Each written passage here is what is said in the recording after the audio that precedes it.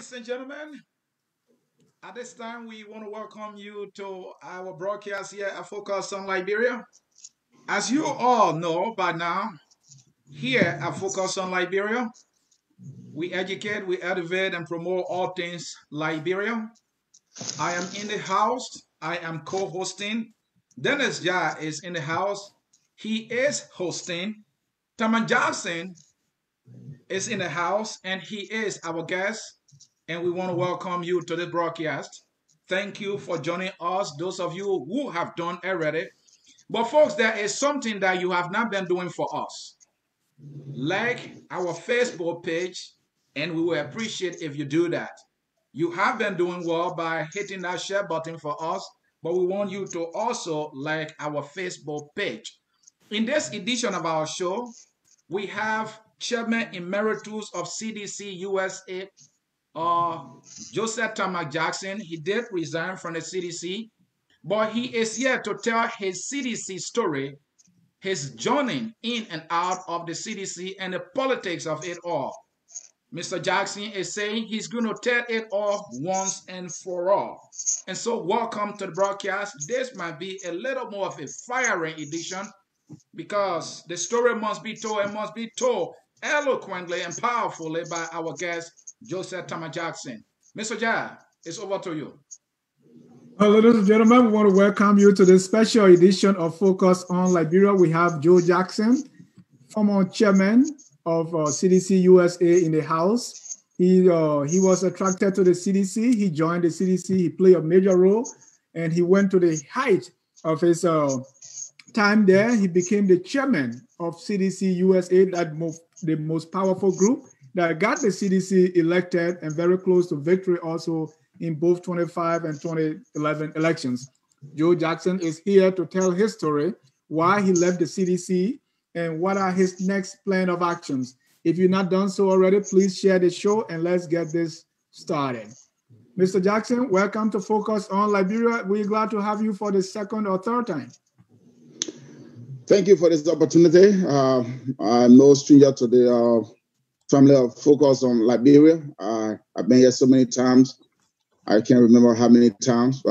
It's a pleasure and honor for you to give me this platform today to come on to share my story, my aim, that is getting into the CDC and getting out of the CDC. Before we start with the CDC, I'm very, very honored. I'm a happy retiree now. Right. Joe, and we saw that on your Facebook. You are retired, such a young man. I'm a happy retiree now at a young age. That was because I put in more time at a very young age. So now I have the luxury to take my own destiny in my hands and be able to have control of my destiny. And that's one of the reasons why I thought it was that, hey, since things are not going good in my own political party, it's about time I take my destiny in my hand and run with it. And that's what I'm doing right now. Yeah, I saw that on Facebook and I was shocked. I mean, you're a young man. Yeah, very young. Very young, but it was all because the time I started. So I put in the time and I'm qualified to retire. 20 years. 20 years. 20 years. So that tells me you have some mokoro somewhere. I don't know about that yet. So you telling me that. But it's a good feeling to retire. In my office, there's this one of our fellows who retires. Sometimes he passes around. I'm like, wow, what does it look like to get up in the morning and you don't have to go to work? So congratulations, Mr. Jackson. Tell me about it. I don't have to no more. I just sit home, watch TV now, watch all the news, go on social media, read some books, try to further my education online. And all the time, I have it right now to do whatever I want to do. Nobody going to tell me what to do no more. I do what I want to do now. Wow. Mr. Sia, that's an inspiration, man. Mr. Sia, waiting for you. Mr. Sia, when? Mr. Jackson, I have 15 more years to go to push the cartoon. Oh, my God. 15 more years left to push the cartoon. But hey, folks, This is Focus on Liberia. And indeed, as you have seen and heard, our guest is Joseph Tama Jackson, Chairman Emeritus of CDC USA, former member of CDC now. And he is here to tell his story, his journey in and out of the CDC. And the part I like is the politics about it all. You don't want to miss that part. That is the part that I'm interested in. And that is why we are here. And welcome to the broadcast. Hey, Joe, talking about retirement, my man, you have so much money now for which you make the decision? You know, it's a blessing of God, man. You know, when you're blessed by God and sometimes you don't know when God, you know, ready to pour his blessing or his anointing on your life. Mm-hmm. And seeing myself right now coming out of retirement and turning to be a business tycoon because I will be going to Liberia and Sierra Leone. I already established Liberia already. Sierra Leone, I have the folks on the ground doing some business feasibility study there. And hopefully I will be there in December to pay for the place. Because the thing is, Liberia right now, I don't want to invest out of my retirement or my resources in there because the business environment over there is not friendly. So you're going to Sierra Leone. You're going to Sierra Leone to rub shoulders with Julius Marabio, and you live in Mama, Liberia. You don't want us to get started with this show this way. He said both. I said both. I'm not leaving Mama Liberia. Oh no, I'm not. I said I'm starting with Liberia. And Joe, then I have the folks on the ground already doing the feasibility study for me. I will be in Sierra Leone in December because the thing is, like I said earlier, Liberia, we don't have a friendly business atmosphere over there, and I don't want to invest all my resources into Liberia. So I'm going to do 25 and maybe 50 in Sierra Leone for now and see how business works, and then in the future maybe I'm condense it and see whether I'm just going to go one place or just keep both going. In both countries, All the best, Mr. Jackson. You know, I asked the question before when I said Moko, but Anthony doesn't know what Moko fee is. That's why he's asking. I want to know L'argent and Moula. I know L'argent and Moula. No, and you don't know Benjamin. All right. Oh, no, I know Benjamin, I know Benjamin. Okay, Joe, let's get this thing started. You know, you had things going for you, right? You know, how and why did you get involved in politics in the first place? You had a great career. Now you retire so young. So things seems to be going for you at that time. How did you get involved in politics? Well, my journey with CDC or politics as a whole, I have a passion for politics. It started when I was in G.W. Gibson in 1985 during the late Samuel Doe regime. We were the first students leader that came out during President Doe time and had a riot when Doe gave out that mandate, move or be removed. Yeah, since 1985, I just developed the passion for politics and to stand up for some of the ills in our society. And I was involved into a lot of political group. But in 2005, I did not join any political party in 2005. What I did was that because of the love that I had for President Weah, I was one of those who were on the sour supporting. I did not register. I never voted for him in 2005. So you were a sour politician at that time?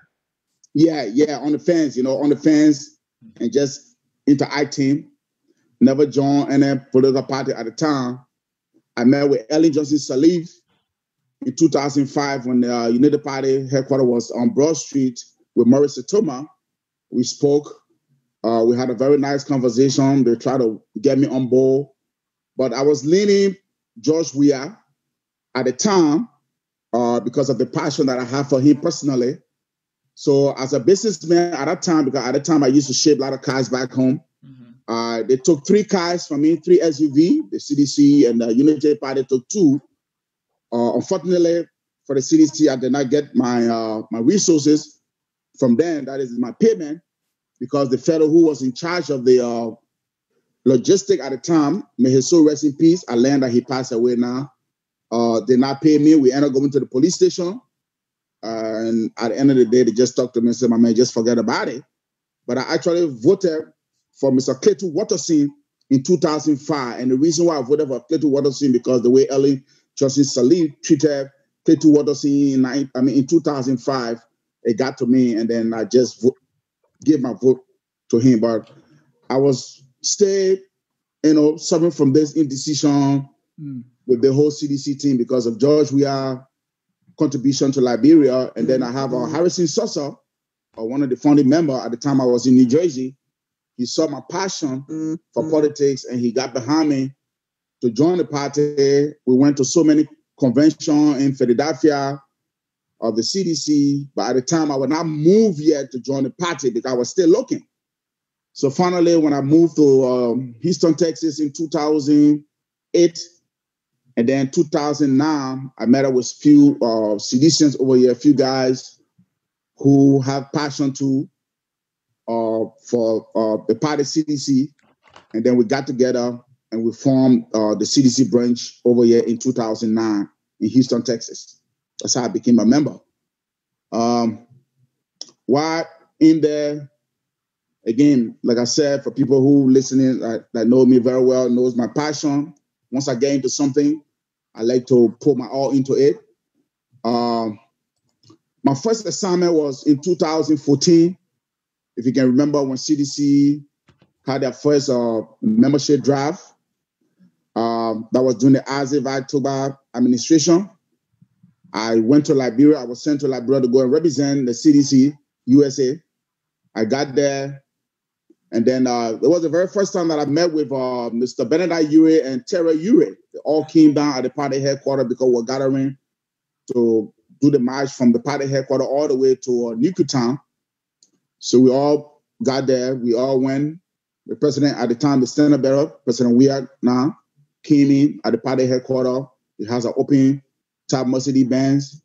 And we all drove to Newtown to launch the first membership drive of the CDC in 2014. So you're saying at that time, Mr. Benedict Ure was part of the CDC also? Yes, 2014, yes, he was. That was my very first time meeting, I've seen Benedict Ure one-on-one for us to actually interact, to shake his hand. And it was in 2014 at the party headquarters when we had the membership drive. He and his daughter, Tara Ure, came in that day, yeah. So anyway, on that same day, the CDC-USA convention was going here. I had my name on to contest for the treasurer position. But then when I got to Liberia, because of the delay of this program, I got stuck there.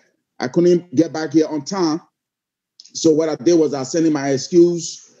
But then luckily for me, it was a white ballot. Nobody contested against me. I flew back to the States here, and I flew all the way to Maryland, where we had a 2014 convention that brought in Isaac Tuba for his second term, Ito Zakama as the vice chairman for administration, Mr. Isaac Zawolo as secretary, Mr. Vani Kani as the financial secretary. I was there as a treasurer, and then Mr. McCavey as the deputy secretary. He's president in Philadelphia. So we were there. I was doing all my things, showing my support, giving my support to the team. 2016, again, we went to Philadelphia. We had a convention. I brought in Chairman Isaac, not Isaac, but Ato Zakama as chairman of the party in 2016 at the Philadelphia convention. At that convention, I was elected as the vice chairman for administration, and Mr. J. Galakwa Howard came in as the vice chairman for operation. My own in-law, Yonton, came in as secretary. Rana Dobayu now, who is the IT director at the EPA, came in as the deputy. Maurice Mann was elected as the financial secretary. And then Cecilia Paul was elected at that convention as the treasurer. Yeah, we had a nice working relationship. Right. In 2000, let me see, 16? No, it was not 16. It was 17, February. The team of 25 people, headed by Chairman Zakama, we all went to Liberia for the voter registration. We were there.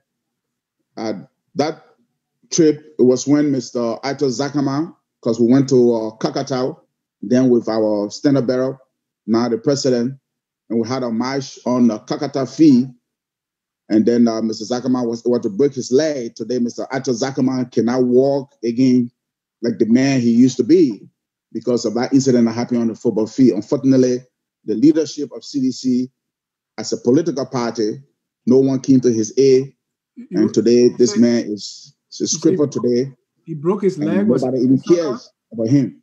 So How did he break his leg? Yeah. He broke his leg on the football field. He was on the football field. They kicked the ball to him. Were trying to chase the ball, trying to go back. And then for some reason, his foot the whole something just went that way. Yeah. So now that man is living with that scarf for the rest of his life. And these are some of the gratefulness that some of us now coming out to say, you know what, this party didn't see us, didn't recognize the contribution that we made. But let me continue with mine anyway. So we left from there. We came back, and then the same 2017, we went back again October for the election. After the election, that was when the opposition, may his soul rest in peace, the late Bronsky, filed a protest, and then the election was moved to December 26th. Again, I went back again, knowing me and people who know me, my love for CDC, my passion for politics, and when I get into things, I do everything. So I put everything in. I went back. We elected the president. At that time, you were not chairman yet. You were still the VP. Yeah, that time I was still the vice chairman for administration. Yeah. So we came back right after the election on the 26th. I came back 2 days after because I had to go back for the inauguration. At that time, again, we went back for the inauguration, which Chairman Zakama at the time, we all went together. We took the whole diaspora. The number we had at that time was 250 people came from all over to participate in the inauguration. But when we got there, we were in the party headquarters. And to our greatest surprise, they said that the president said he was only going to have one inaugural ball. And people who know my passion, good at doing things, making things to work. And I stood in that meeting where Madam Piso City Thai, everybody was there. The ambassador now at the Liberia ambassador over here, Mr. George Patton, we all was at that meeting. And I told them, I said, no, we have to have another inaugural ball because it would not be fair for the partisans to come from all over and they don't have the opportunity to meet with the president. So everybody was like, oh, yeah, it's a good thing. I took up the first $100 from my pocket. I put it down. I said, gentlemen, I need $100 from everybody. And right there in that meeting, it was a raise about $3,000 just that day. Obey Nation were there with me. And right away, we set up a team. I was the chairman on our committee to make sure we have the second inaugural ball. And then Mr. Wisner, who is now the deputy managing director, the deputy minister at Commerce, Nima Wisner, was my assistant. And we work up things. We move from place to place. Because the time was too short. Looking at the time, to have the find a hall, get people to cater for food here and there. People were saying, "Oh, you sure you're gonna make the team, Mr. Jackson?" I said, "Yeah, leave it. I got it, man. It's gonna work." And for sure, I did it. And they're all up to now. Many of them actually commend me for my stand and my effort, for standing up to make sure we have a second inaugural ball, because that night, some people were not even sure that the president was going to come at the city hall. I said the president will be here tonight. Oh, everybody couldn't believe it. The next thing we'll go look through the help of other partisans like Piso City Thai and other people to make sure they brought the president. When the president came in, it was like a big victory for me because everybody was like, "Oh, Mr. Jackson, Jimmy Jackson, oh, Jackson." So it was a good thing that he went there that night. He spoke to people and everybody was so happy. Mm-hmm. So we all to do. So we came back, we left, Chairman Zakama left there. That was for the formation part of the government. Now, we all were put on different committees, for the inauguration. Chairman Zakama left there because he was playing a very major key role in selecting the government. Unfortunately, he stays there for 4 months. Things didn't work out for him. At that time, I came back already because I had to work because I was taking up too many trips for my job. I left him there, and he stayed there for 4 months. Unfortunately, he was not recognized by the president. He was not recognized by Natana McGill, who we all thought that he knew us personally. He knew the contribution that we make into this party, that he could not recognize. Yeah, Mr. Jackson, when you say recognize, what do you mean? Oh, yeah, good. When I mean recognize, he couldn't recognize people like Ito Zakama effort to at least appoint this man to a position, or Joseph Jackson, and the list goes on, because there's so many names I will not be able to call right now, but these are the 2 names I just coming off my mind, Yeah. To not recognize these people to be in the government, I mean, it was shocking, and we got family members, family friends calling us. I mean, what happened? Why is it that you guys don't say? I said, well, my man, we got to wait. We got to see what happened. We got to wait. And unfortunately, Chairman Zakama stays there for 4 months. He came back. And these people never recognized this man, all the effort that he made, all the contribution, because it was under the Chairman Zakama administration that we had this thing we call the Global Fund. The Global Fund was something that was established by the president, with EcoBank, not EcoBank, I'm sorry, UBA Bank, good, UBA Bank, and they said that we should pay $1,000 each into that account. And we went ahead and paid our money. I mean, we contributed. Outside of that $1,000, there are a lot of financial contribution that we're making, but I'm just speaking specifically on this particular, we call it 1,000 for 1,000. Mr. Jackson? 1,000 for 1,000, where most of our members were able to raise almost $35,000 from here. And we send the money over there, and with the hope that, some of us are going to be recognized for the effort that we put in there. But it's like, nothing. But anyway, so to my story, so Ato Zakama came back, and he said he was not going to contest again for the chairmanship of the CDC-USA. I tried to talk him into it, and I'm going to say this. Sometimes I feel guilty for what happened to Chairman Zakama.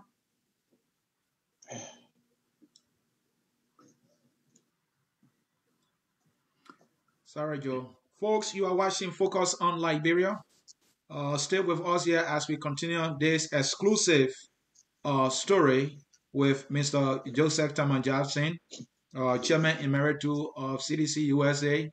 And folks, I want to tell you that whatever your opinion is when it comes to politics, there are people that make contribution that need to be recognized.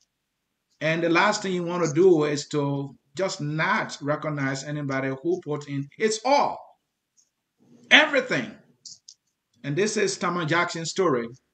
And he's willing to tell this story because there are so many lessons we can learn from this story. All of us. I see people who, you look at somebody and maybe their only crime is that because they were a member of CDC, they were doing it for Liberia. You may disagree.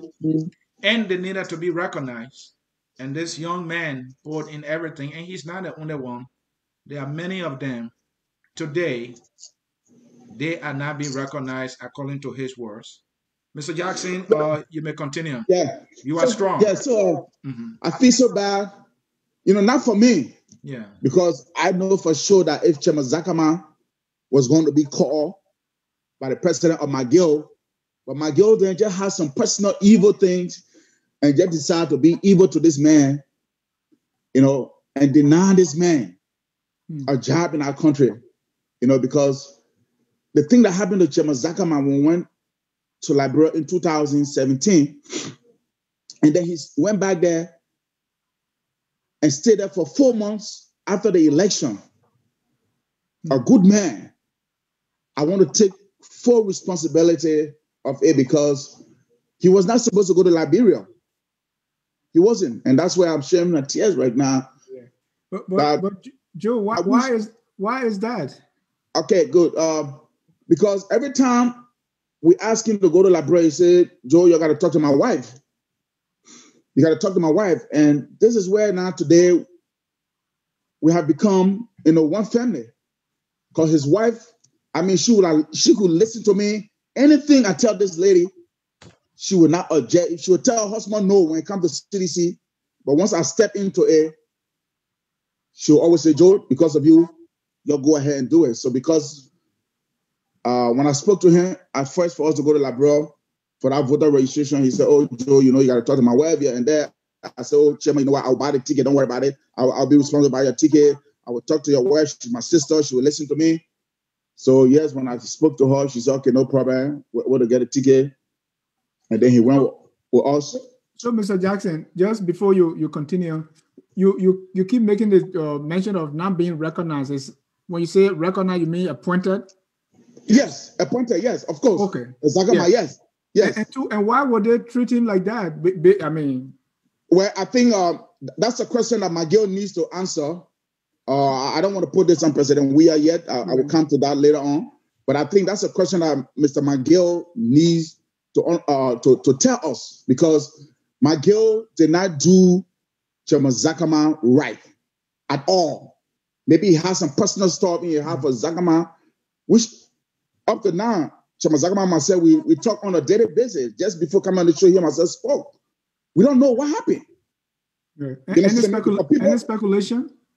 People names were coming up here and there. Names were coming here and there. And then the chairman of CDC-USA is in Liberia. And people who insulted President Weah, you know what I mean? Mother, father, people who said to us that, oh, you guys are wasting your time to elect this buffoon. And Chairman Zakama of all present sat over there for 4 months. Chairman Miguel could not recognize this man because Chairman Miguel, remember now, he was a chairman at the time. So he knew everybody. He knew the contribution that every one of us put in there. But you see, God, the God that we serve, if you're serving God and you serve God with your whole heart, trust me, He always got something for you. Even though a man will tell you, say, hey, no. But God cannot say no to you. Luckily for us, this man was in Liberia when he loses brand new Buick he just bought a few months ago before he could go to Liberia. When CDC won, he thought he was going to get a job. His wife called him to tell him, oh, the people are about to take the car. He gave his wife the assurance because he knew, everybody knew that Chairman Zakama was going to get a job. He told his wife to let the bank to take the car back. They took the car. Unfortunately, the man have to come back to the States. Today, where is this man? See how good God is? This man today work for the Federal Reserve in Minnesota. That's how good God is. But anyway, let me continue my story. So so we came back. I was asking you, Mr. Jackson, as to whether you have any speculation as why, in your view, that Mr. Zakama is being treated that way. Well, those speculation, that's something that I don't want to buy into them. Because you know why? It's just like I'm married to my wife. And people telling me stuff about my wife. But I know who my wife is. I know what my wife can do for me or what she has done for me in the home. I'm not going to leave my wife because of speculation, news coming from out there to say they say. Let me stand up as a man to back my wife. So that's where Chairman McGill should have come in with all the speculation that was going around to prove these people wrong by saying, look, Chairman Zakama, this is where you're going to be. But we begin to hear names. Yeah. Mr. Jackson, why you think that it should be McGill to answer that question? Why should it be McGill? Because he was a chairman, like I said. He was a chairman. He has all the right. He has all the power to have recognized Chairman Arthur Zakama, Joseph Jackson, the Cecilia Paul, the Julius Banto, the Charles Croji, then from Minnesota, the what's the guy's name again? Oh man, from Minnesota, I'm forgetting my own sister name. Yeah, all these people there because you're talking about Smith, the guy who named Angie Smith. Eh? A girl who named Angie Smith, right? I know one Smith. No, peace. Okay. Oh man, what the guy name? No, Dupo. Oh, you're talking about Constant Duopo. Constant Duopo there. You know what I mean? Mr. Kevin Sogo, Isaac Zawolo there, Mr. Sogo. Imagine Mr. Sogo did not go to Liberia, but you know what that old man did when I was going to Liberia for that campaign? That old man went and bought a Canon camera, video recorder, and said, Mr. Jackson, I can't make it to Liberia. Take this and give it to Calasco. I see Calasco using phone to do recording. Let Calasco use this Canon video recording to record wherever he and I was standing bearer at the time. And that camera was presented to Calasco. The president knew about it. I took it to the president. I said, Mr. I was standing bearer at that time, the party headquarters. He said, oh yeah, Mr. Jackson, just give it to Calasco. We had a presentation. These are people, these are names. There's so many names that I can't really recognize. Mr. Jackson. Yeah. Mr. Jackson, I know you are throwing or holding Mangay responsible for Chairman Zackerman not being recognized. What's about President Weah? Did he not know Zackerman personally? Did he not know you personally and other people who play a major role in the party? That's why I said I was coming to that, but I just wanted to deal with this issue first. I mean, so let's take a step back. I know we're going to get into the details. So let's go back and say, in the first place, what attracted you to the CDC? The first thing that attracted me to the CDC, like I said, Harrison Sosa been behind me for so many years in New Jersey when I was in New Jersey to join the party. At the time, I was not moved yet, to join any political party at the time. Right. So my love, my passion for George Weah, that is his empathy, his financial contribution he made to our country, the first Liberian to take Liberia on the international soccer map. That's something that none of us, even though we have our disagreement with him now, we can't take away from him. So he was the only Liberian that did that. So, and plus again, George Weah played for a team that I used to support, that I used to love, the Invisible 11. Did you play the game too, Mr. Jackson? Did you play the game too? Actually, I did not play the game. I supported the game. Achibona, he knows me very well. My man, I was number 9, man. I was number 9. Yeah, so other than that, he coming from Mr. Jackson, was there any party philosophy and idea, that also attracted you, or it was merely for the name or the person of George Weah? No, okay. I'm coming to dive to that. That was the first step. Okay. Because for you to get into something, you must first of all have a passion and love for that thing. So after I have been talked to, and I decided to see the party platform. And when I saw the platform of the CDC was so impressive. I say, yes, now I can get into this, and now I can fight alongside the party officials and see how we can build, our country. And those fundamental philosophy that led me into the CDC that make us to win this election, we have deviated from it. Right. And the CDC is no longer a political party, in my own view, is now turned to a cult ran by few handful of people. I'm right. Think that because they have the power now, they can do whatever they want to do to the bulk of the people who came together as a political party to give leadership to them. So you talk about the things on the platform. What were some of those things? Because I'm still didn't get those. Yes, some of those fundamental philosophy on the CDC party that draw me closer to the party was fighting corruption, because I don't need to lecture you on that. Yeah. That's something that we all saw during the Ellen Johnson Sirleaf time. She and her family, how corrupt they were.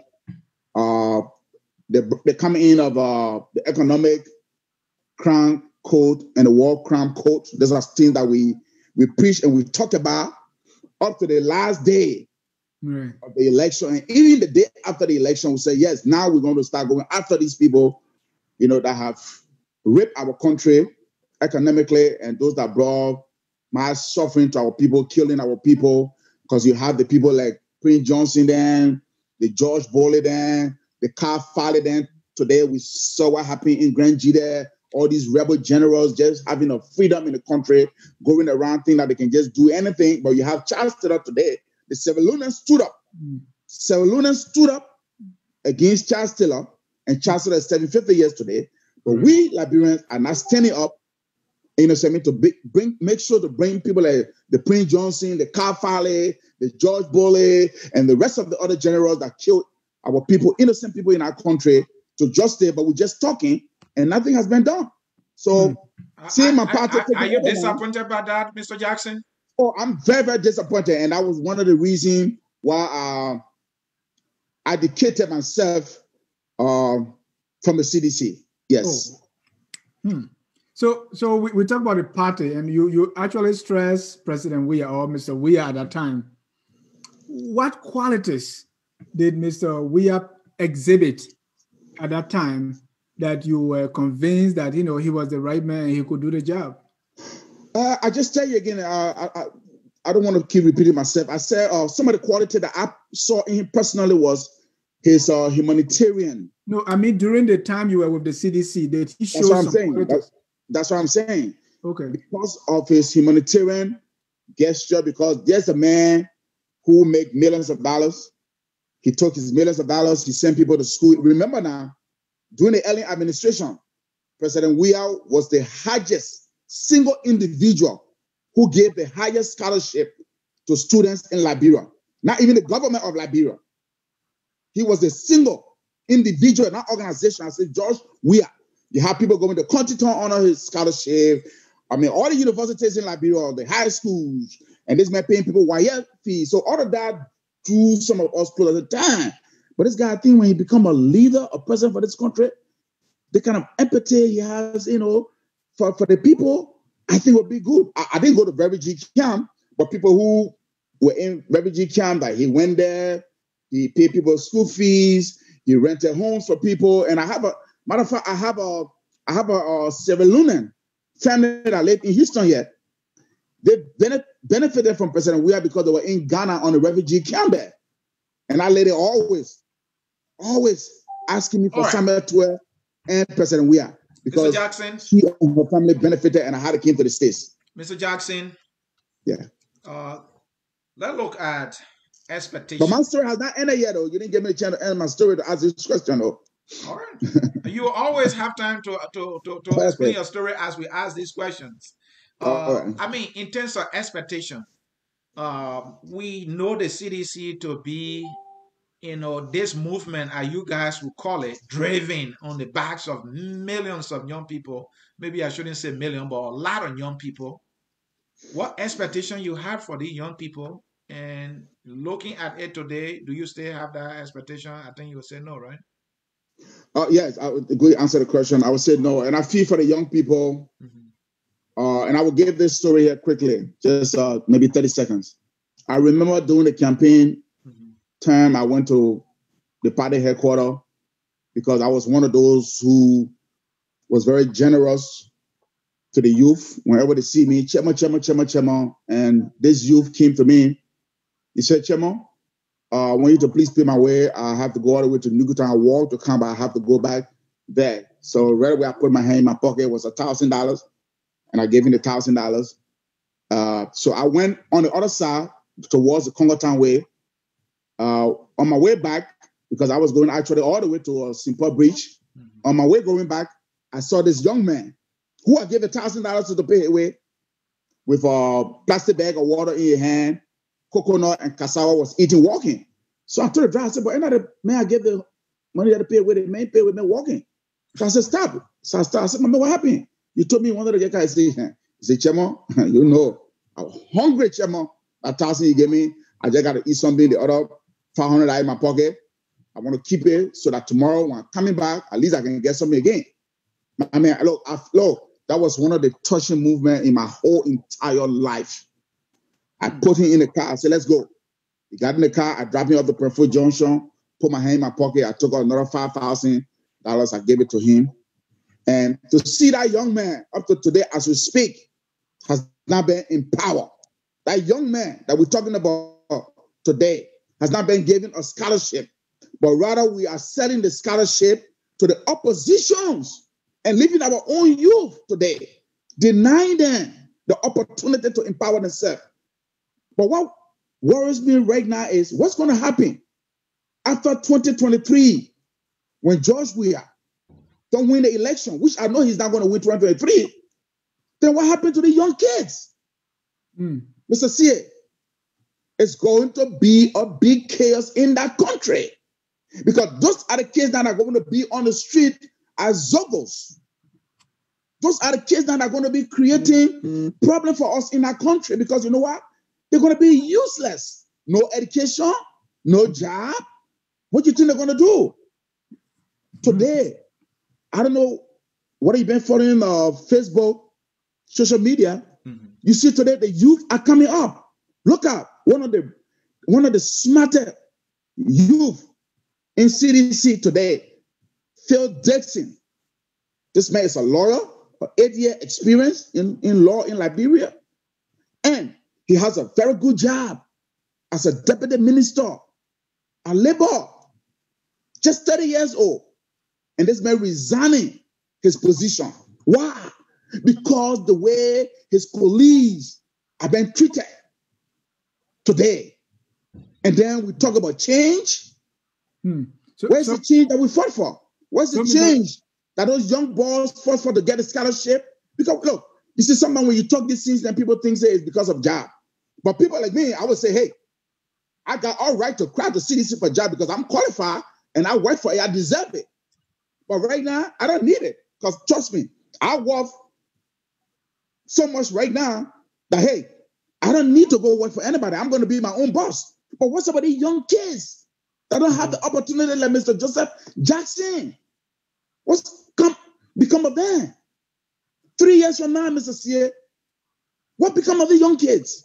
You're not empowering them. Mr. Jackson, you're not creating no job to put the kids in vocational school. Look at the vocational school they started building for the past 3 years. You want to tell me that CDC will take 3 years to build a vocational training school on the campus or the headquarters of the party? You believe that? Mr. Jackson, let me take you back a little bit again, back to President Weah, because you said those things that he was doing, his philanthropy and all that. You still didn't tell me the leadership quality, like when you get to power. But let me ask you this. Did Mr. Weah or the president did he present to you any plan that, okay, even though I was giving money in the refugee camp, I was doing X, Y, Z, I helped people, I played for IE, and by the way, IE was my team too. Did he actually show you that when I get to power, this is what I'm going to do, that convinced you to stay in CDC up to that time? I just told you, I said the 10 pillars of the CDC, what should I say? I would call it the transformation plan for Liberia. Were put there.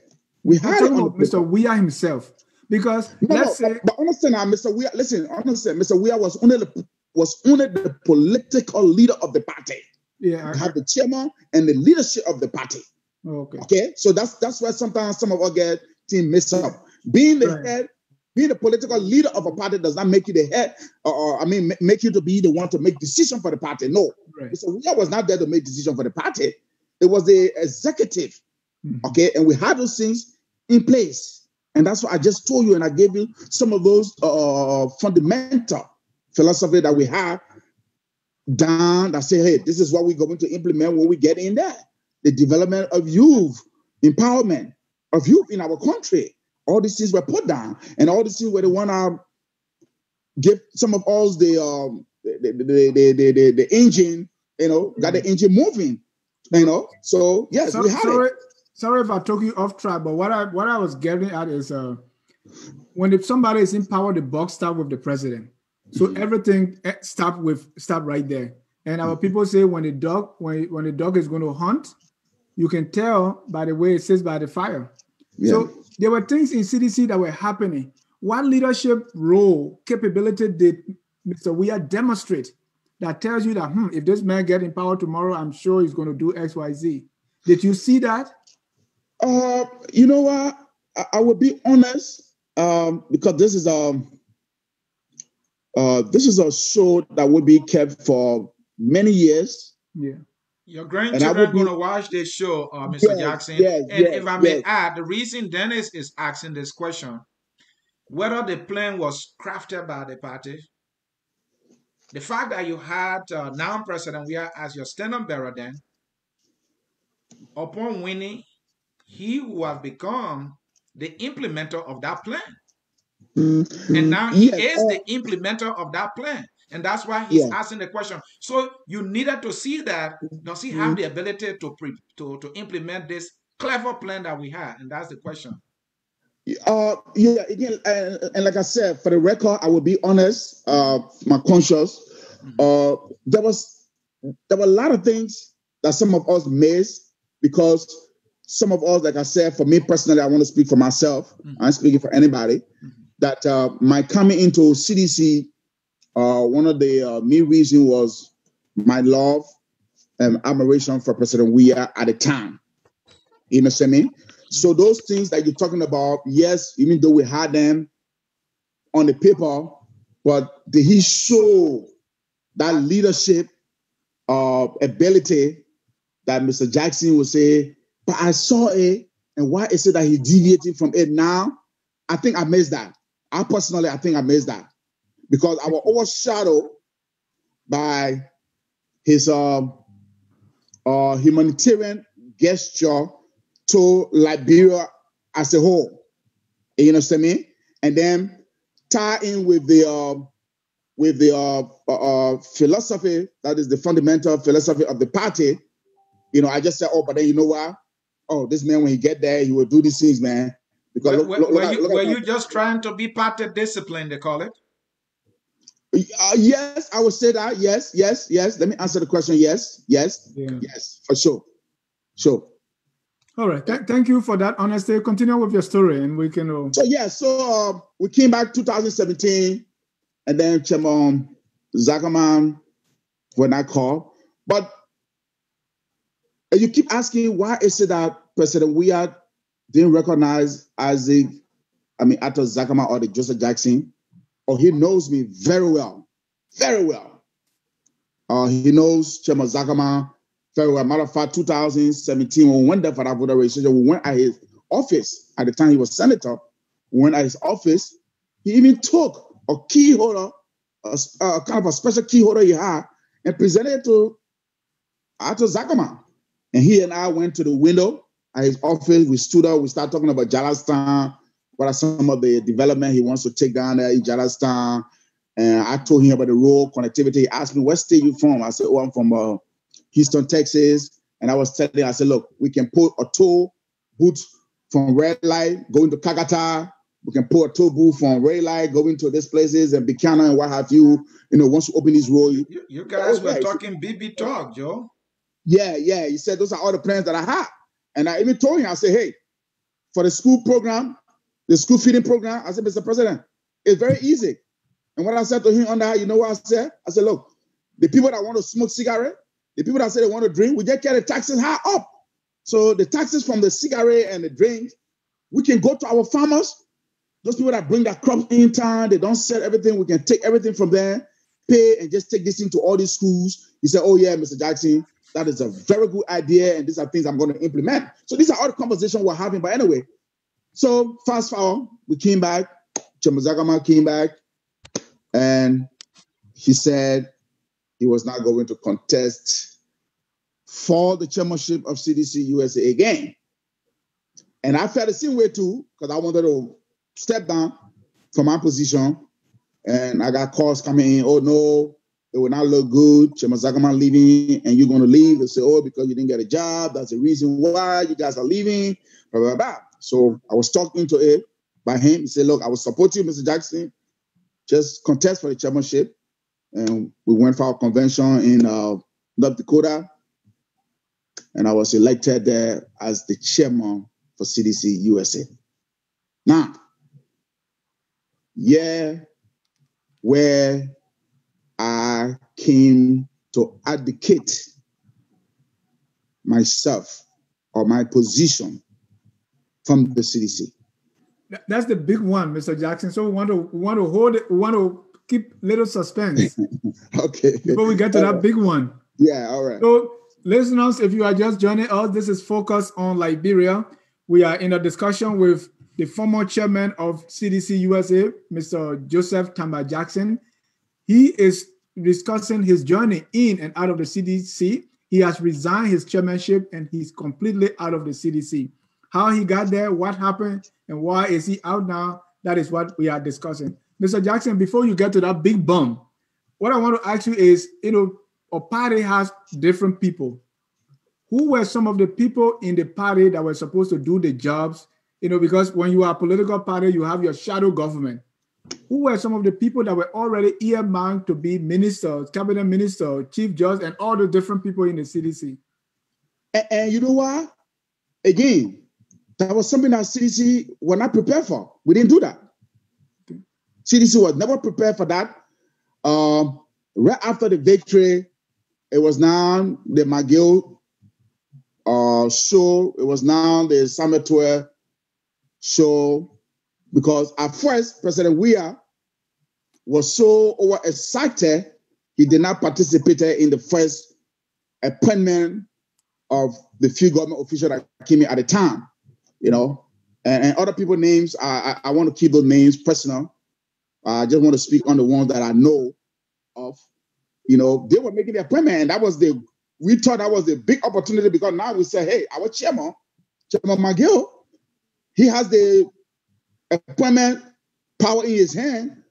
That, hey, the Joseph Jackson, the Arthur Zakaman, the Aziz Zawolo, the rest of the other guys, would have been called in.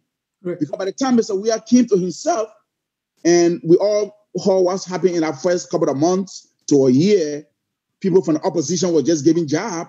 Right. I was just messing up for the CDC. McGill name keep coming up. Who was McGill in the CDC prior to Mr. Weah becoming president? He was the national chairman for CDC-USA. For CDC as a whole. He was the chairman. For how long? He took over from George Solo.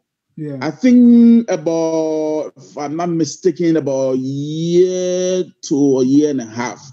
Because Solo was, let me see, because Solo was kicked out in 2016. Right, because he has so much power.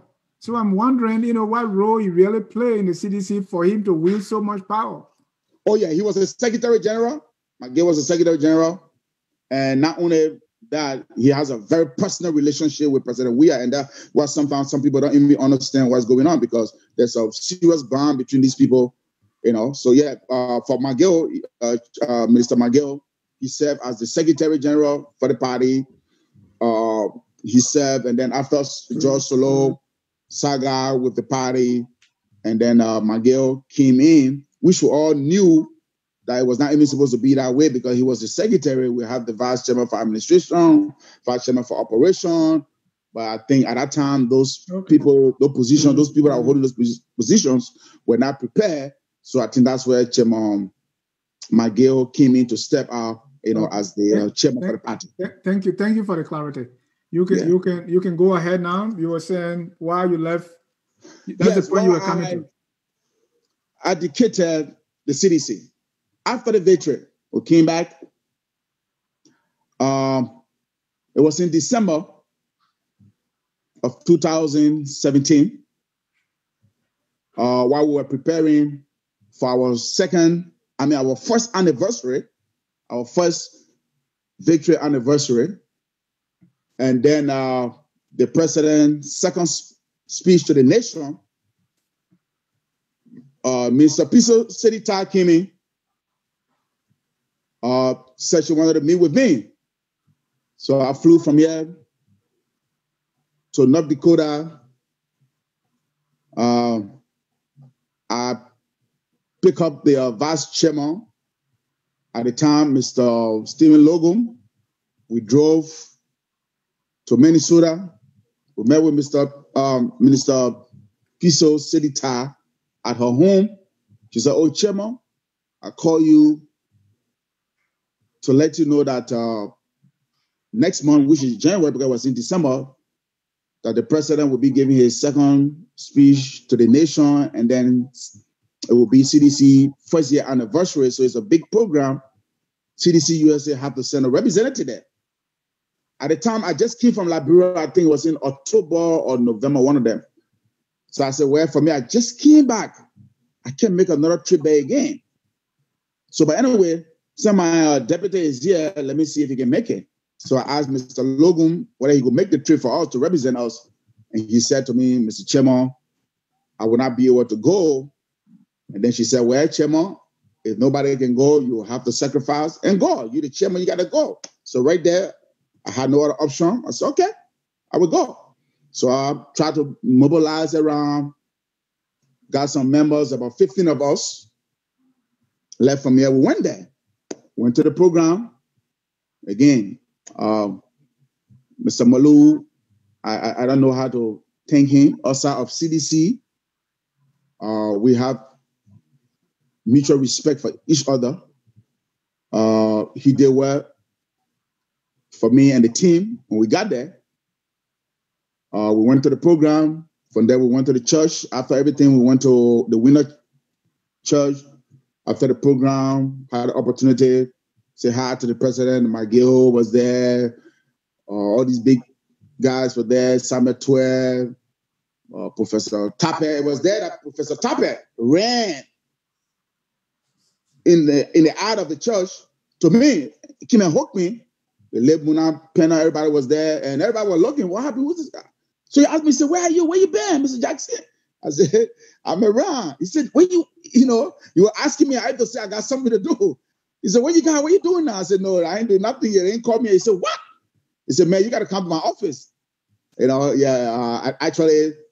I went to his office that day, but then when I got there, I think there was something was going on. I think he went at a Freeport or Morovia, yes. So because of my schedule, the time, I didn't have the opportunity again to go back to see him again. So yeah, we met with all these people. So here's the bombshell. We went to the Jamaica resorts. I went there with my delegation, 15 of us. The president, his wife, Mr. McGill, foreign minister, Western guy at the time, Minister Tar, all the government officials. President was sitting outside. So at first I was trying to go to speak, and one of the security were trying to stop me. And then the head of the what do you call it? The EPA, EPA, the head of the EPS. Yeah, EPS, right. The head of EPS saw me and said, no, leave the man. I CDC-USA chairman there, let him go. So I went, spoke to him, spoke to his wife, spoke to other people. And so, he asked me, "So, my man here," because every time he sees me, "Oh, my man here," always smile. "My man here." I said, yeah, chief. So he left. He went in the building now. When he got in the building, you're the leader of the group. Everybody, "My man, we here. We got to see the president. We got to say hi to the president." I said, "Yo, hold on, gentlemen. Yo, hold on, ladies. I'm going to make the arrangement because I'm good at doing that." So luckily for me, I went to the door and I saw Joseph Tay coming outside. Joseph Tar. I think you should know Joseph Tar. He came out. He saw me. He said, "Oh, chairman, here." I said, "Yeah." He said, "What's up?" I said, "My man, we want to see the president. Just thank you, and stuff." He said, "Okay, hold on. He went and called Finabono. He got Finabono. Finabono was outside. I don't know. I don't know what's happening. This woman went 360 degrees off. "No, nobody can see the president. Nobody can see the president. You want to see the president? Go make an appointment." So the guy said, what? He said, that's the CDC-USA chairman there. But even if you want this man to make an appointment, you're supposed to make the appointment for the man to the president. Who the man going to make an appointment to? Oh, she went off. So I just told the guy, I said, my man, just forget it. Look at it. Different sport minister, Zoga Wesin, happened to be a good friend of mine too. Came outside, he saw me, he said, Chairman, what's going on? I see you standing out here. I thought you should be inside there. I said, yeah, we want to go there to see the president, but Finabono telling her. He said, no, hold on. I said, what? You know, because all these people knew that, hey, I was not just an ordinary member. I was a stakeholder in this party and a chairman. So anyway, the minister went in, he came back, downhearted. He just told me, he said, Chairman, I did the best I could for you. It's not possible. Man, I felt so belittled that day. I felt like it was not worth it. But all my contribution, my support, the effort that I put in, I was not in the back. I was at the forefront of CDC victory. That the name Joseph Tama Jackson is a name that is known within the CDC, that I will be played on like that. So I came back, explained to my family, spoke to friends, and people were so disappointed that I would have gone through such a thing. So I sat back, I began to think my whole political career, my life. I said, you know what, Mr. Jackson? Let me go back and continue my education, get back into the ministry. By the way, for those of you who don't know, strong man of God.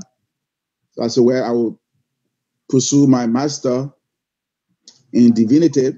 So I said, well, this is no more time for play. So I decided, I said, you know what, on my birthday, which was my 50th birthday, that was the time I dedicated my position as chairman of CDC-USA. Wow. So it didn't go down with Malou. Malou sent for me. I flew to Liberia and we talked. So my man, you know, you are the backbone for CDC-USA over there. We need you to stay. And I told him, I said, Mr. Chairman, and I explained to him just how I explained to him. I said, man, what happened to me? I said, man, Mr. what Jackson, I did for this party. Mr. Jackson. Yeah. Do you feel that you were being politically romanced throughout the time? Were promises made to you that did not get fulfilled? No. Again, I was one person in the party, and you can talk to Minister Pizzo Serita because I don't know what I should use the word. Was a good friend because we're still friends anyway, even though I know we don't talk on a day-to-day basis. But if you talk to anybody within the CDC-USA or the CDC party as a whole, even the McGill, they know that I was not in this for any job. I told them I didn't want a job. My fight in this party was for us to hold on to the fundamental philosophy of the party, where we said, hey, when we take power, we want to change. We want to fight corruption. We want to go after those that economically destroy our country. The people that brought war to our country, like the Ellen Justice Salif then, like I said, you know, that was my passion. That was something that was dear to me. That's something that I wanted to see.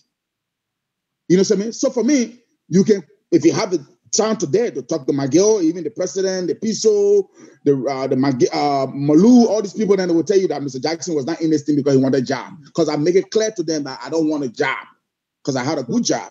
So, Mr. Jackson, yeah. Since that day when you were prevented from entering at the Jamaica resort, have you made any attempt to speak with the president or McGill or any of the higher ups in the CDC? That's what I said. That's what I said. I came back. Malou sent for me, and we had a conversation.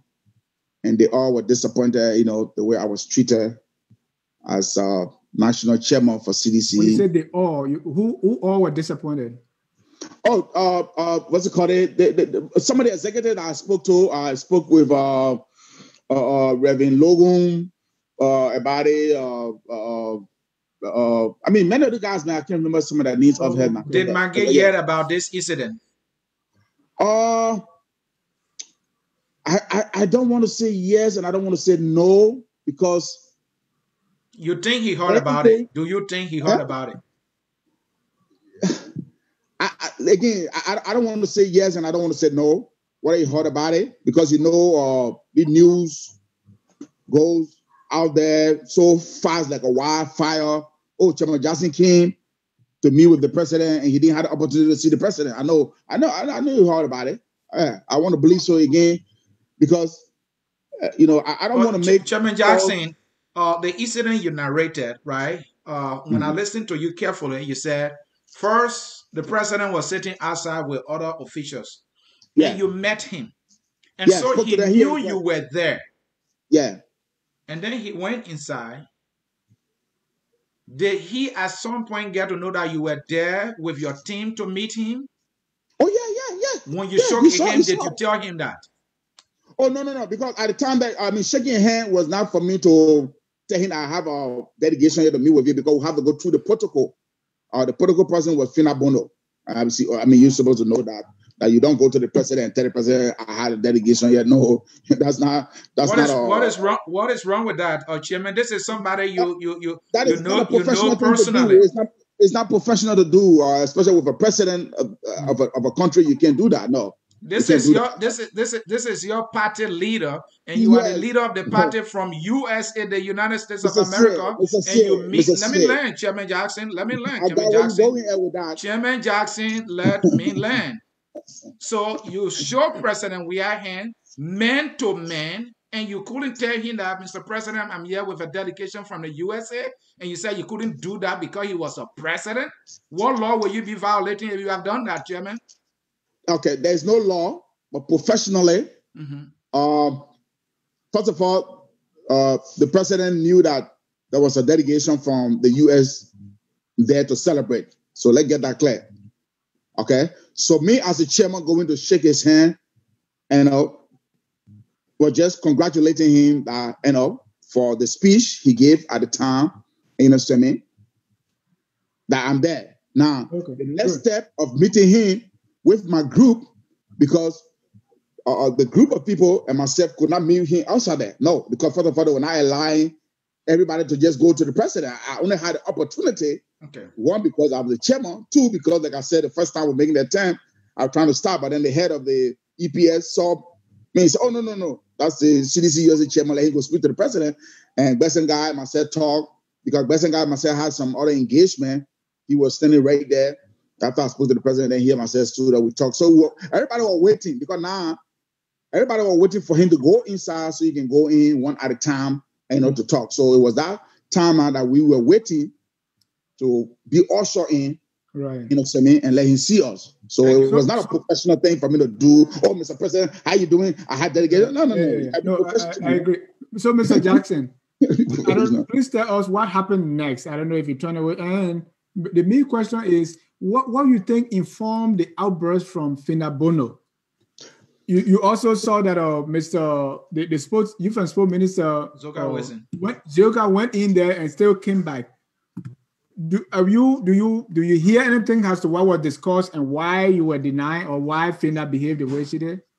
Well, first of all, many people know who Fina Bono is, know her attitude,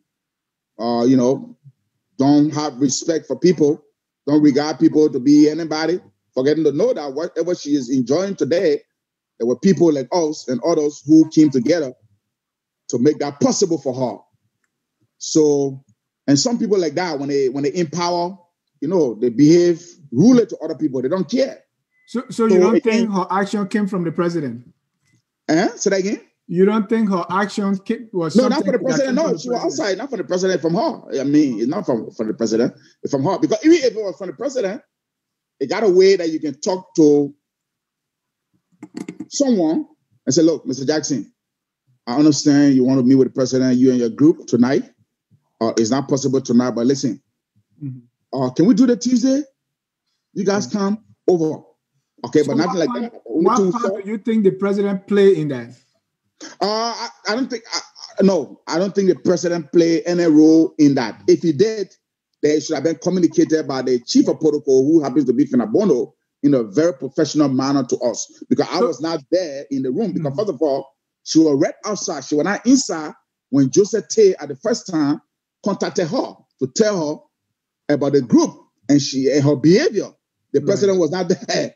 So you really want us to believe that the president wanted to see you and Finabono stop it? Oh, no, I can't say really wanted to. No, you can't use the word really wanted to because she would have gone into the president or even said to me, "Oh, Mr. Jackson, you guys hold on. Let me go in and see whether the president wants to see you guys to make that step." But she did not. So, no. That would be no to the answer. I see you still excusing the president, that the president really may not know all that is happening to you and Chairman Zakama. Is that what I'm getting? No. I didn't say that. I was just trying to bring Chairman McGill in because I said he was the chairman at the time.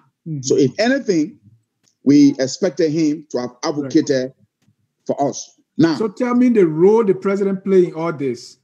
That you think? Well, you see, look,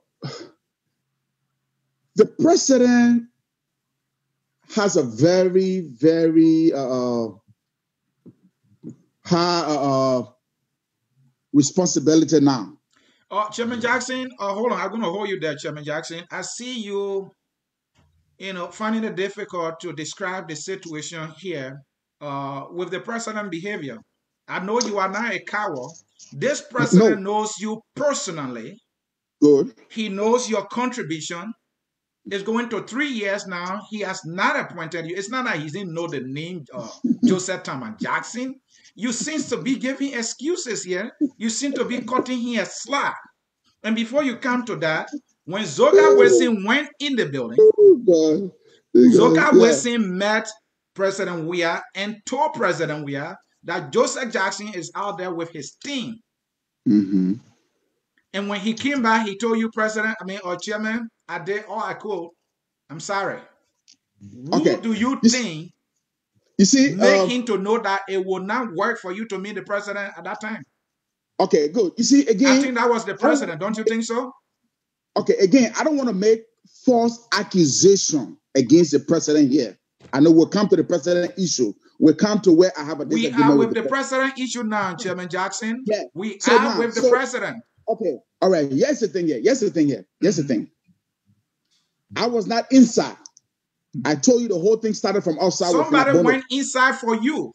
Joshua would never refuse to meet Zoga Wilson. But here's the thing here. Here's the thing, Mr. C. Okay. Mr. C.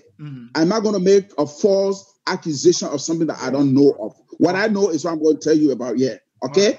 Here's the thing. Finabono was approached outside the first time by Joseph Tay. She refused. Now, she went inside. Mr. Wilson, coming from inside, saw me standing to the door. Mr. Jackson, Chairman Jackson, what's up, man? I said, "Oh yeah, we had a serious." He said, "Okay, hold on, Chairman." He went back in and spoke with Finabono because remember now, Minister Wilson will not go to the president and tell the president. He has to go through the protocol also, which is Finabono, which he met. So when he came from Finabono again, at this time, his whole human structure has changed. My man, I did the best I could, but this time it's not possible, my man. You understand me?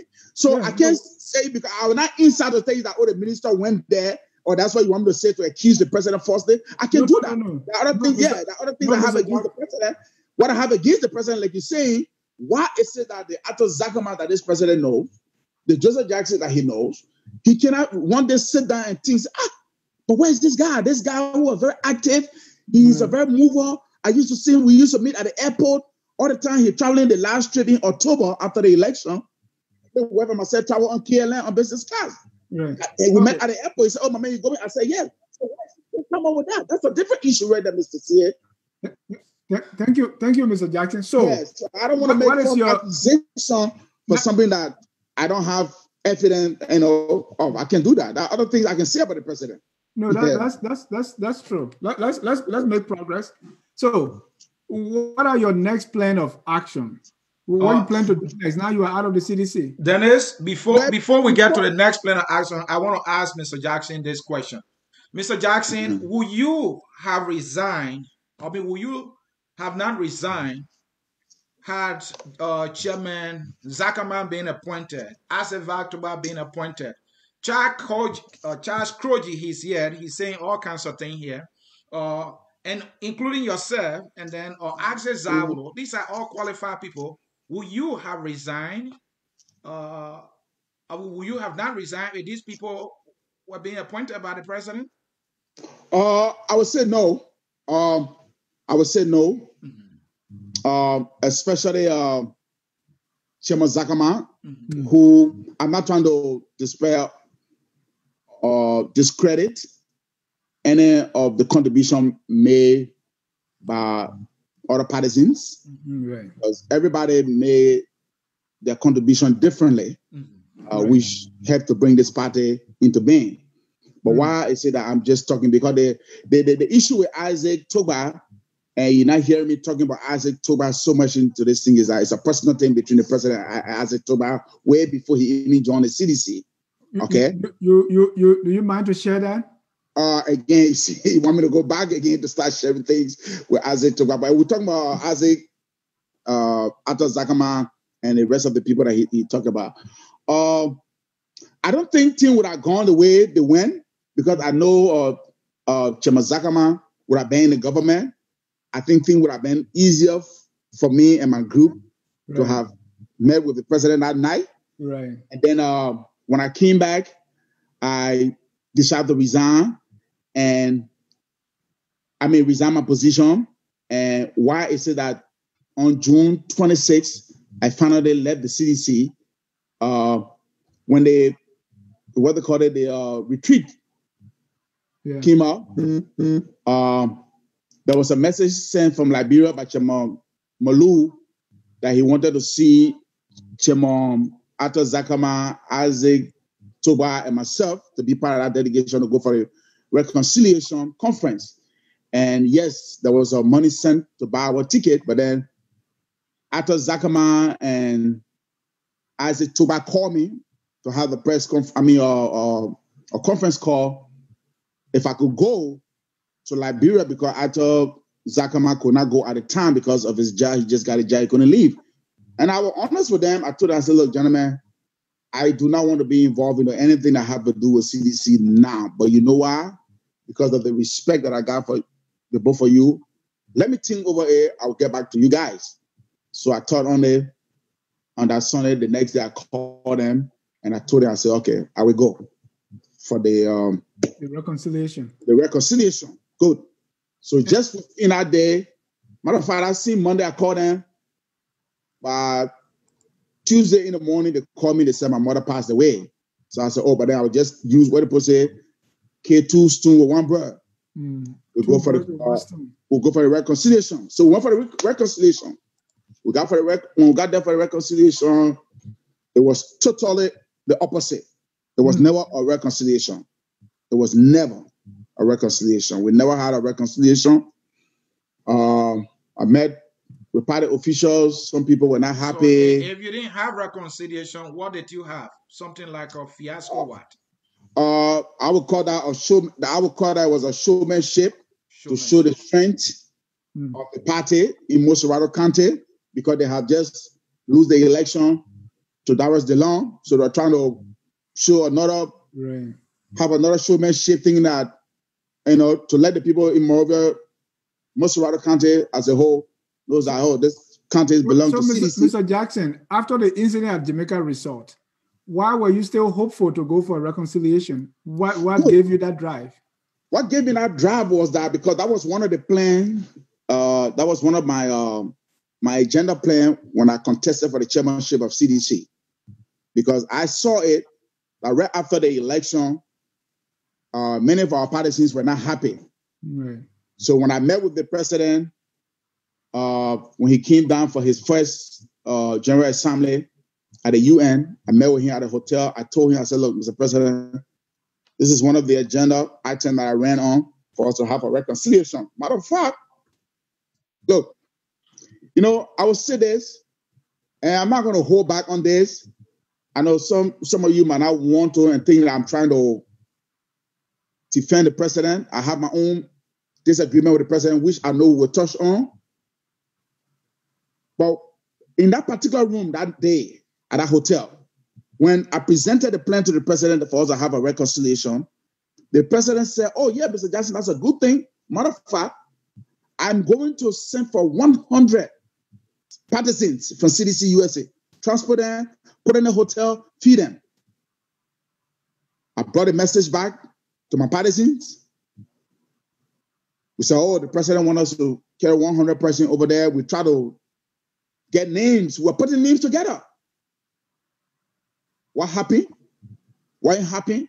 Some higher up step into it, and that whole reconciliation at that time just went zoop, dead. So, Mr. Jackson, what was your final straw? My final straw was when we got to Monrovia, said, but we keep our reconciliation. When are we going to sit to meet on the table with the president, other executive members of the party to express our dissatisfaction? Why is it that Joseph Jackson stepped down from CDC-USA? CDC-USA is no more holding together. What's going on? Nothing. All we learned that, we need the district, zonal heads to show up at the party headquarters and all this rhetoric and stuff that was going on. So, but I was still there. I turned it out. But the main reason that made me to say that, you know what? It's about time for me to divorce myself from the CDC was this. My mother passed away. My mother, I'll put this on the record. My mother and Joseph Boakai, they are not brothers and sisters. But as you all know, our tradition, they all came from the same town. So because of that, they consider each other brother and sister. My mother cried on me for CDC. Say, hey, Tama. She always call me my kissing name. Hey, Tama. My brother running, and you say you're supporting CDC. And every time I see her, I just laugh. I say, oh, my, you part with. My mother died. I went to Liberia. One executive member of CDC-USA, all the CDC Liberia never attended my mother's funeral. That was the breaking point for me right there. I said, wow. Everything that I did, Joseph Jackson, I would leave my job. Thank God I had a good job that I could take off anytime. I would travel to Liberia about 6, 7, 8 times a year for CDC to represent this party. What? So, Mr. Jackson, we're trying to wind down, and these are the two things we want to. Yeah. First, your disagreement with the president. When I came back, I just say, you know what? This is it. Right. I put my hands up. You know, again, I'll go back again to the earlier analogy that I use. If you see this beautiful girl, you're running behind this girl, you're spending all your money, but every day she gives you excuses. She's not willing to, you know, make you happy. I mean, at the end of the day, you got to call it or quit, man. Say, you know what, this is it. So two major questions before CA come in. Number one, what lesson do you learn and what can you pass on to people? Because every time new political parties are formed and you see people coming into the party, the mistakes you made, the things that you didn't look for. So what lesson you learned from this and what are you able to tell people behind you not to make the same mistake that you made? There's a lot I learned from there. But the one I took from there personally was never to trust any politicians. And that's the reason why I don't want to use the word never. For now, I'm an independent thinker. I thought that I was doing all of these things that I did, to see the change that we wanted.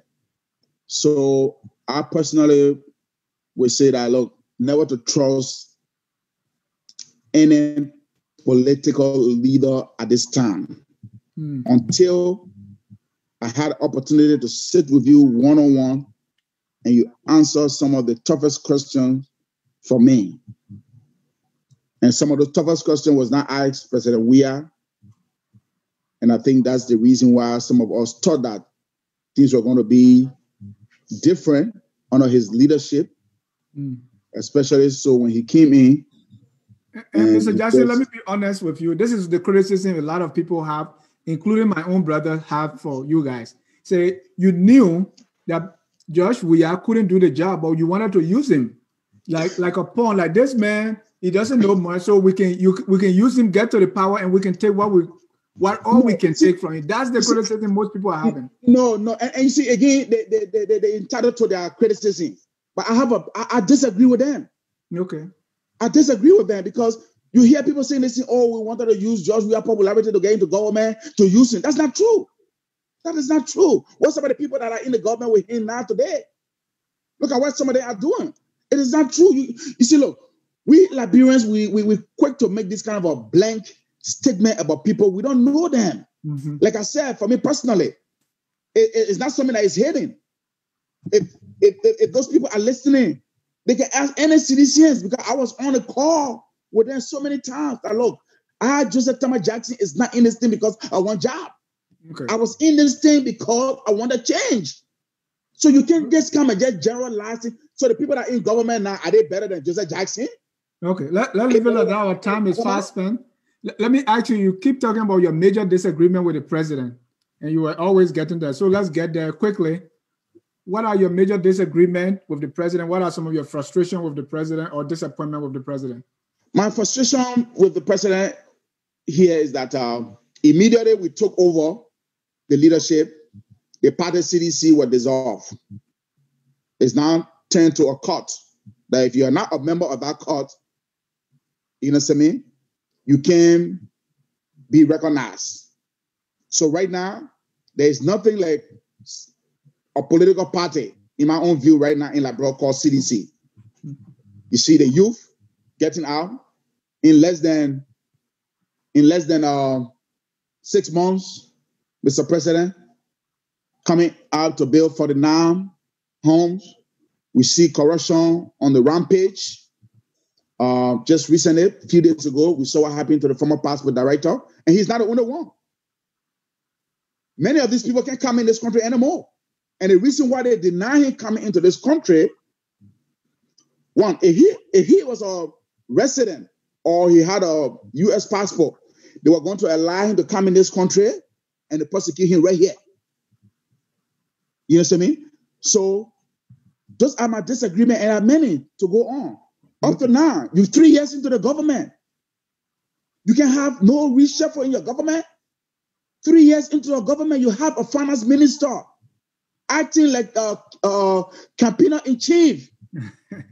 This man he is not qualified to be even your husband, Mr. President. This man has damaged your government, Sametua.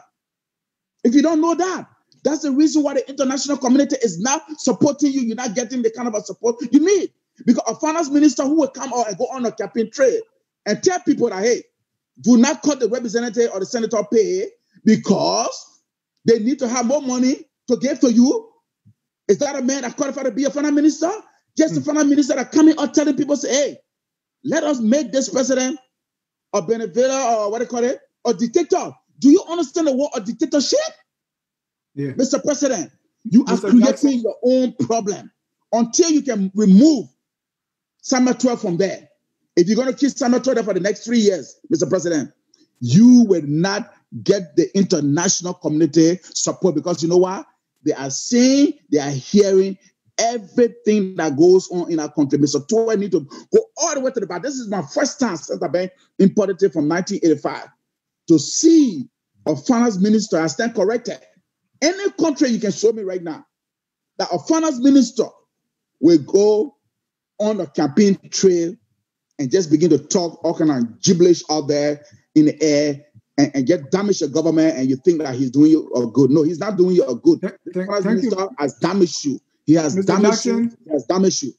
Mr. Jackson, you need to come back for part 2. We are way out of time because there's another show coming up. Mr. C, let's close this. Mr. Jackson, yeah, I agree with Dennis. You need to come back for part 2, and this time, when we you come back for part 2, it will be on the governance of the CDC government that you produce, but you have to leave because you are 100% disappointed. But let me allow you to leave with this question. Though you are out of the CDC and right now you don't have interest in this party politics, you are an independent, but Liberia is your country. Wia remains your friend, even though you disagree with him completely right now. For the sake of those young people, like the gentleman you gave the $1,000 who are walking, what do you want this government, this president to do right now, not for your benefit, but for the good of your country and your fellow citizens? Oh, good. Mm-hmm. And what can he do to take you back? Oh, no.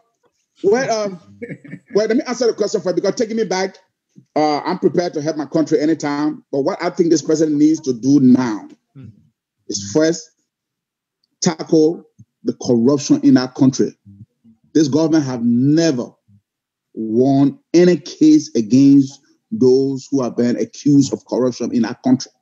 He needs to step his feet down. 2, make sure the economic and the war crime code be brought to Liberia, Mr. President. Let the international community know that, look, you are serious and ready. Number 3, we see what is happening. What just happened recently with a rape case in our country. Under this government, for the first time in the history of our country, the rape cases have gone to 1,000 plus. Mr. President, what are you doing? Those are issues that the international community going to grade you on. Your refusal to receive that petition that day from those people, Mr. President, was one of the biggest failures. I understand 2 days ago, you declare rape as a national emergency in the country. Saying it is one thing, but acting is another thing. So we are standing back to see what you said that day at that conference. You meant what you said. Because the rape cases is too much in our country. See? And these are some of the things that we're going to put our energy, our passion into to see how we can help our vulnerable children in our country. I got nobody to talk for them. They've been raped and they just sweep it under the rug and let it go. People say, oh, it used to happen. So because this thing used to happen before, it should continue under the leadership of President we are. No. Thank you, Mr. Jackson. Even though you didn't say what the CDC can do to win you back, but we need to end it here because of these are the things. If a CDC to win me back is we tackle corruption, the rape cases in Liberia, and the economic and the war crime code in that country. Once they can start tackling this thing, trust me, I will be the first person to campaign for them in 2023. If our order will reach to 2023. Unfortunately, there is no political party right now called CDC because December, we'll see the fight in December. Because I know December, after the lose that election, December 8th, the party dissolved. That's a big prediction right there, Mr. Sear. Oh, yeah, they're not going to win. Because listen, people are not taking pay. You got the people of the Temple of Justice now for 10 months are not taking pay. Okay? Then you got the people working at the RI 4 months now, going to 6 months rather. People are not taking pay, but you're taking money, giving it to people outside there to vote for you. Look, let me leave this quickly so I can get off the show. Our people are suffering. And trust me, all these people you see that come out there, I got nothing personal against Tamafara. Tamafara is my countryman. I wish him luck, but unfortunately, he's not going to win because of the way things are going in the country. These people are going to go out there in the numbers. Receive whatever gift you have for them. But trust me, we saw it. Barney Shema is a living witness. what the pastor name, Pastor Cindy, is a living witness. They will chop your money and you will not win. CDC does not have the numbers to win any election in Liberia because of the refusal. The mandate that Muna Pena gave, the refusal of President Weah. And let me tell you something quickly. Nobody can make that mandate work. Not Chemamalu, not McGill, not Samuel Tua, not anybody in the party. Until President Weah himself can get serious and say, hey guys, I need everybody on the table with me now. Trust me, CDC does not have a chance to win any election in our country, especially Mossorado County and that of Buchanan, because where he need Bessenga, he's not going to win Buchanan. Thank you, Mr. Jackson. We're going to call you back to talk about the politics of the day. But the other thing I never added there is that, look, the reason why CDC is fighting for Mossorado and Grand Bassa County is this simple. You know why? And Samuel Eto'o just told us that they want to make the president a dictator. Because now they're going to have the majority in the Senate. And having the majority in the Senate, they're going to introduce the referendum to the Liberian people. And again, our people are suffering. They will buy these people with money to vote for that referendum to give this president a third term. We see what happened in Ivory Coast and Guinea today. Mr. Jackson. That is the reason why they are fighting. Mr. So Jackson, if you're in the diaspora, you listen to me, you need to tell your people in Liberia not to vote a CDC candidate in Mossorado and that of Grand Bassa County, because if you do that, you have yourself to be blamed. Thank you, Mr. Jackson. It seems to be you are ready to come on the hour of politics here. Focus on Liberia. We can't tell you thank you enough for coming to tell your story, your journey in and out of the CDC, and the politics of it. Oh, that's the part that I like. But we couldn't get to more of that, so I will send you a special invitation to come here and talk some politics. And I see that you are fired up. Again, I'm ready. Thank you. I read it, but you ready to cut me off. And thank you, and thank you. We have we 2 hours allotted for you. We didn't even talk about my candidate, the next incoming senator. We have allotted 2 hours for you. Mr. Jackson, you know I will bring you back. Mr. Jackson, you know I will bring you back. And if you don't mind, I can bring you back tomorrow. And we can do this. Folks in cyberspace, again, sorry, we couldn't read your comments. Thank you. Sorry, we couldn't read your comments. We have to end the broadcast now. We got another show coming on, and that show is entitled On Point. You want to be on point on the issue. You want to be here at Focus on Liberia. I can't give you my usual closing because of time, but I have a song for you. And the song is telling us we are all Liberians. Even Joseph Jackson is still a Liberian despite leaving the CDC. Oh, yeah, I am Liberian. All Liberians and a powerful one indeed. Thank you, everybody. And bye-bye. We'll see you soon.